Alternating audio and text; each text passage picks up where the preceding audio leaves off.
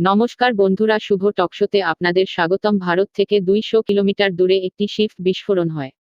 ঘটনাটি ঘটেছে গুজরাট থেকে 200 কিলোমিটার দূরে। শিপটিতে কেমিক্যাল জাতীয় পদার্থ ছিল। এই শিপটি সৌদি আরব থেকে ইসরায়েল যাচ্ছিল। ভারত থেকে 200 কিলোমিটার দূরে এই শিপটি বিস্ফোরণ হয়। ভারতীয় নেভেল শিপ গিয়ে কন্ট্রোলে আনে। এই শিপটির মধ্যে অনেক কর্মচারী ছিল। তার মধ্যে 25 জন ভারতীয়, তাদেরকে বাঁচানো হয়েছে। এই বিস্ফোরণটি হুতি বিদ্রোহীদের কাজ। এরকম ঘটনা তারা আগেও ঘটিয়েছে।